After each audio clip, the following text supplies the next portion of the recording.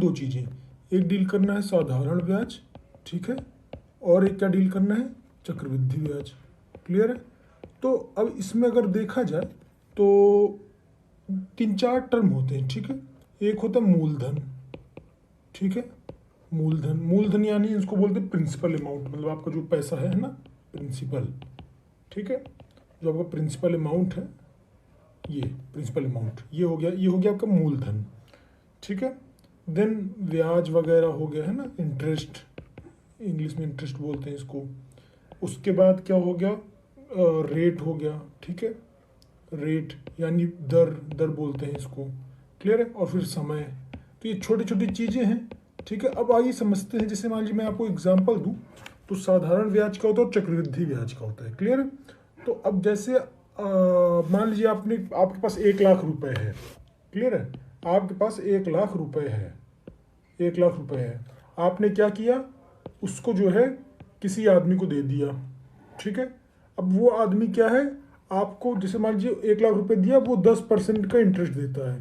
तो कहने का मतलब क्या है, वो हर साल जो है आपको 1 लाख का 10% कितना हो जाएगा, 1 लाख गुणे 10/100 यानी 10,000 रुपये हो गया, ठीक। यानी वो हर साल आपको ऐसे 10-10 हज़ार रुपये, 10-10 हज़ार रुपये देता रहेगा, ठीक है, ऐसे 10-10 हज़ार, ठीक है। अब वही जगह अगर मान लीजिए आपने इसे 1 लाख रुपए को, ठीक है, आपने इसलिए 1 लाख रुपए को 10% के हिसाब से, ये क्या था, सिंपल इंटरेस्ट था, और ये क्या अगर मान लीजिए कंपाउंड इंटरेस्ट को उस पर दे दिए। यानी ये क्या होता है दोस्तों, कि भाई आपका जो पहले साल का पैसा है, पहले साल का पैसा तो भाई आपको 10,000 मिला है ना, मतलब 1 लाख आपका था पैसा, ठीक, प्लस 10,000 मिल गया इंटरेस्ट, तो आपका टोटल पैसा कितना हो गया, आपका टोटल पैसा हो गया 1,10,000। क्लियर? अब जो अगले साल के इंटरेस्ट मिलेगा ना, वो इस 10,000 मतलब इस पे मिलेगा। क्लियर है? इस पे मिलेगा आपको। इस वाले में क्या हो रहा था कि भाई प्रिंसिपल अमाउंट आपका फिक्स हो गया, उसी पे से 10-10 हज़ार हर साल मिल रहा है। क्लियर है? इसमें क्या है कि भाई एक बार 10% मिला तो आपका पैसा हो गया इतना, है ना। अगर मैं ये 1 कर दूं तो ये 2 हो गया आपका पैसा, ठीक। फिर अब इस पे 10% मिलेगा, तो अब जब इस पे 10% मिलेगा तो कितना मिल जाएगा, ये कितना मिल जाएगा, इतना, मतलब क्लियर है, 11,000 रुपये मिलेगा, ठीक है। तो अब 11,000 रुपये मिलेगा, तो अब 11,000 मिलेगा तो टोटल कितना हो जाएगा जुड़ के, टोटल हो जाएगा अब 1 लाख, ये 10,000 था, ठीक है, इसमें 11,000 जुड़ जाएगा। क्लियर है? ये तो कितना हो गया, ये 0,0,0,1,2,1 मतलब 1,21,000। तो अब आप एक चीज़ समझ पा रहे होंगे कि आपका पैसा देखिए बढ़ता जा रहा है ना। मतलब आपका पहले था 1,10,000, फिर 1,21,000, फिर अब इसके बाद इसका 10% करेंगे, है ना, तो ऐसे जुड़ता जाएगा। कहने का मतलब क्या है, अगर मैं आपको मोटा मोटी समझाऊँ बिना किसी कैलकुलेशन के, है ना, तो मान लीजिए अगर आपने बैंक में 1 लाख रुपया रखा, अब मान लीजिए 1 लाख रुपया रखने पे बैंक आपको हर साल 50,000 रुपये देती है, चलिए मान लेते हैं, है ना। तो अगर 50,000 रुपये देती है और किसी सिंपल आदमी को आप देते हैं तो वो भी मान लीजिए 85,000 देता है, लेकिन वो क्या करेगा, वो हर साल जो है आपका 1 लाख में 50-50 हज़ार देता रहेगा। लेकिन बैंक क्या करेगी, अगर 1 लाख का 50,000 दे रही है तो पहले साल 50,000 देगी, उसके बाद आपका 1.5 लाख पे जो इंटरेस्ट बनता है ना, यानी 1 लाख का 50,000 माने 50%, तो 1.5 लाख का 50,000 माने 75,000, ठीक है। 1.5 लाख का मतलब सॉरी 50% कितना हो जाएगा, 75,000। तो अब वो 75,000 अगले साल देगी आपको, यानी आपका पैसा हो गया 2,25,000। फिर अब उसके बाद अगले साल जब देगी तो फिर 50% देगी, है ना। तो ऐसे कहने का मतलब कंपाउंड से, जो कंपाउंड टेक्निक होती है ना, तो भाई हर साल जो आपका पैसा जुड़ जुड़ के जो ब्याज सहित अमाउंट होता है, उससे आपका पैसा बहुत ज़्यादा बढ़ जाता है, ठीक है, as compared to simple interest. भाई सिंपल इंटरेस्ट में आपने जो बैंक में रख दिया उसी पे आपको ब्याज मिलता रहेगा, कम रखा तो कम मिलेगा, ज़्यादा रखा तो ज़्यादा मिलेगा। कंपाउंड इंटरेस्ट में क्या होता है, आपने पैसा जितना रख दिया, अब जैसे जैसे ब्याज आता जाता है वैसे वैसे वो पैसा उसमें जुड़ता जाता है, तो जो नया पैसा आता है ब्याज जुड़ के उसमें आपको इंटरेस्ट मिलता है। तो कहने का मतलब क्या है, जो सिंपल इंटरेस्ट है, ठीक है, और जो कंपाउंड इंटरेस्ट है, तो कंपाउंड इंटरेस्ट में पैसा ज़्यादा मिलता है। क्लियर है? अब एक चीज़ आती है मिश्र धन, ठीक, मिश्र धन।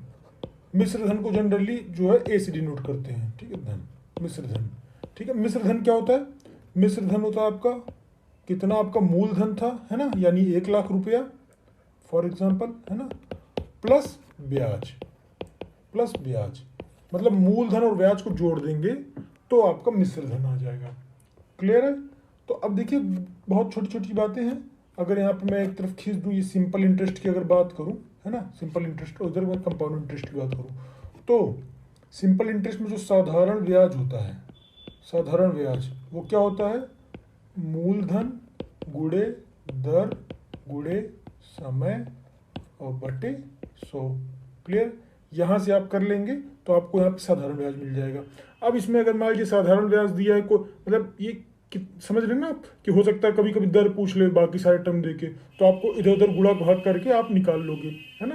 मतलब जो अननोन दिया रहेगा इसी फॉर्मूले, जो आपका बेसिक फॉर्मूला है वो बेसिक फॉर्मूला यही है, ठीक है। साधारण ब्याज बराबर मूलधन गुणे दर गुणे समय बट्टा 100, ठीक है। अब इसी की मदद से आप निकाल सकते हैं। मान लीजिए आपको ये ब्याज दे दिया, समय दे दिया, मूलधन दे दिया, बोले दर क्या है, तो आप दर निकाल लेंगे, है ना। तो ये छोटी सी चीजें हो गई। अब अगली जो बात करना चाहूँगा मैं वो ये है कि जैसे मान लीजिए आप, अब इसकी बात करते हैं पहले कंपाउंड इंटरेस्ट की, तो इसमें होता है A = ठीक है P1 + R/100 की पावर n। पहले मैं इसको लिख दे रहा हूँ, फिर इसको डिक्टेट करता हूँ। आपका A क्या हो गया, ये हो गया आपका मिश्र धन।